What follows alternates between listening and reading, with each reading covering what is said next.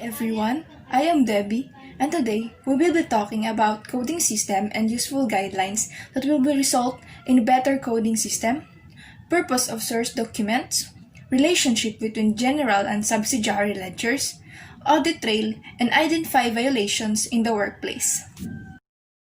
Our first topic is the coding system and its useful guidelines that will result in a better coding system. What is code? A code is a system of symbols designed to be applied to a classified set of items to give a brief, accurate reference, facilitating entry, collation, and analysis. Why do we use codes? First, efficiency of data capture, entry, and analysis. An example of this is the code of telephones, which is easier to remember. The PLDT company has different area codes. Another is the zip codes, which makes places easy to identify, such as the 8400 of Surigao City.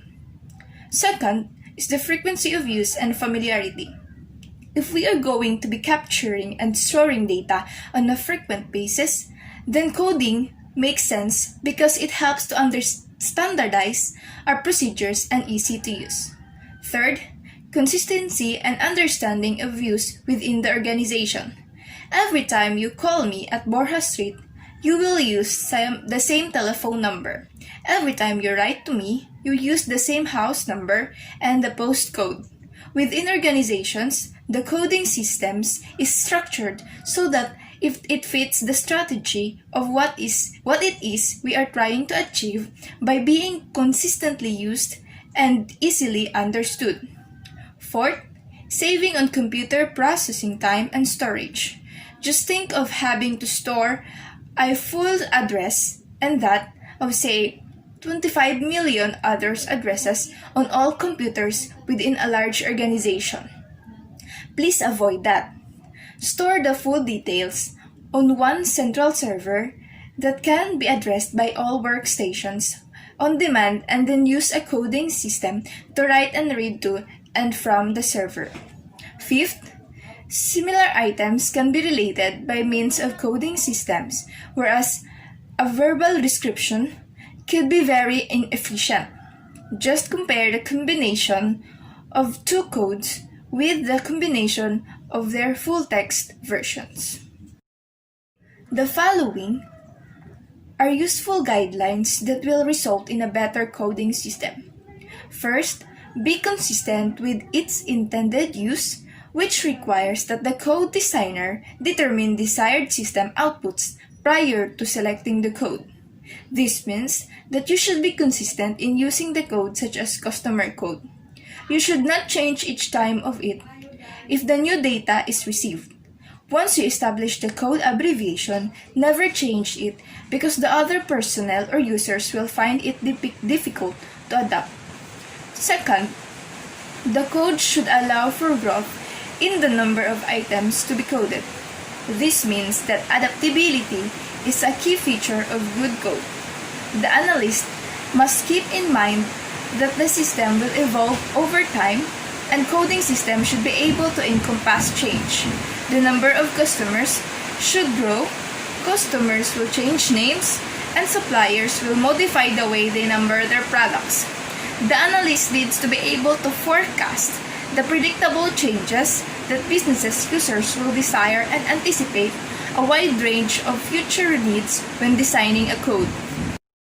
Third, be simple as possible to minimize costs, facilitate memorization and interpretation, and ensure employee acceptance. Codes should be concise and simple. Overly long codes means more keystroke and consequently more errors. Long codes also means that storing the information in a database will require more memory. Short codes are easier for users to remember and easier to enter than long codes. If codes must be long, they should be broken up into subcodes. This approach is more manageable and takes advantage of the way people are known to process information in short chunks. Sometimes, codes are made longer than necessary for a reason. Credit card numbers are often long to prevent people from guessing a credit card number. Visa and MasterCard use 16-digit numbers which would accommodate 9 trillion customers.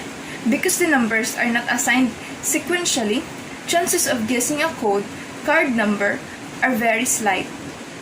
Fourth, be consistent with the company's organizational structure and across the company's divisions.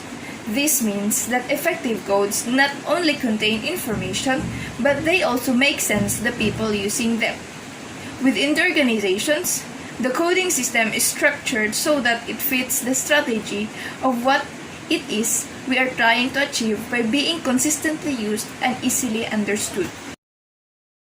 For the synthesis, codes are used for accounting purposes and for tracking customers' company-related information such as invoices.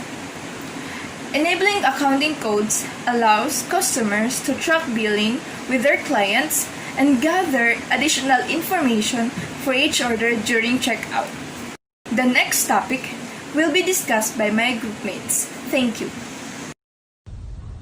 What is the purpose of source documents?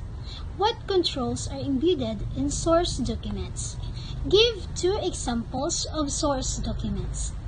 The primary purpose of source documents is to record data about business activities. Source documents standardize data collection procedures for an organization and provide better control and accuracy. Source documents are generally pre-numbered, which helps to verify that all transactions have been recorded and there is no missing document. If a document is missing, then which ones can be determined? Proper design of source documents ensures which information to collect, prevents standard information such as addresses, and provides directions for completing the form. Examples include invoices, time cards, sales orders, and purchase orders. Number 3. In accounting and accounting information system, what is the relationship between the general and subsidiary ledger? The general ledger contains summary-level information about every asset, liability, equity, revenue, and expense account in an organization. The balances in general ledger accounts form the starting point for preparation of financial statements and various other financial reports. A subsidiary ledger account provides support for any general ledger account for which individual sub-accounts. For example, accounts receivable, accounts payable, inventory, and fixed assets are required. The subsidiary ledger records and maintains the detailed information by having a separate record for each customer, vendor, inventory item, or fixed asset. The sum of the subsidiary ledger balances should equal the balance in the general ledger account. A general ledger account that corresponds to a subsidiary ledger account is known as a control account. What is an audit trail? An audit trail is a step-by-step record by which accounting or data can be traced to its source. An audit trail are used to verify and track many types of transactions, including accounting transactions and trades in brokerage account. An audit trail is most often utilized when the accuracy of an item needs to be verified. Audit trails can be useful tools when determining the validity of an accounting entry, source of funds, or trade. Audit trails can be used in accounting when an examiner needs to verify figures such as revenue, net earnings, and earnings per share. Transactions that are involved in computing a company's revenue, net earnings, or earnings per share are reviewed, and the calculations may be redone if figures were incorrectly classified. Audit trails, or rather the process of following an audit trail, are found in many different areas of finance.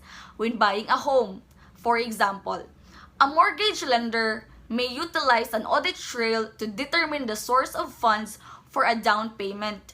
They may ask to see a bank statement showing the deposit of funds into the account and ask additional verification regarding the source of the deposit. Hi guys, I am Aljon Signa and I am one of the members to further discuss the answers for question number 1 to 5 in which we are tasked to answer. So previously, if you could remember, my other group mates have not mentioned explain further to you the answers for question number 1 until number 4. For this part, I am tasked to explain the answers for the question for number 5.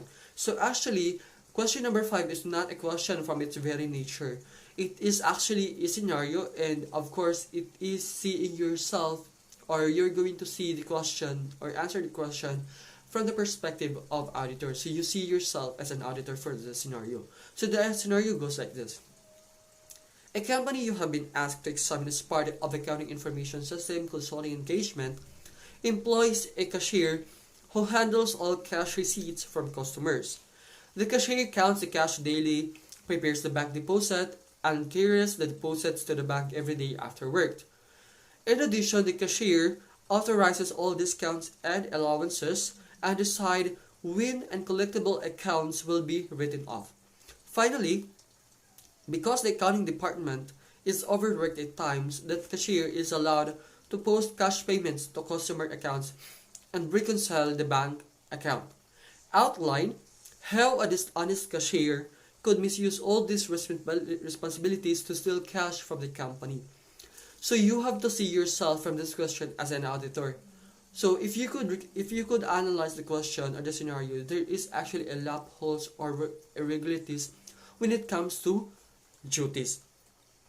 So this process or this procedure represents a gross violation of segregation of duties principle.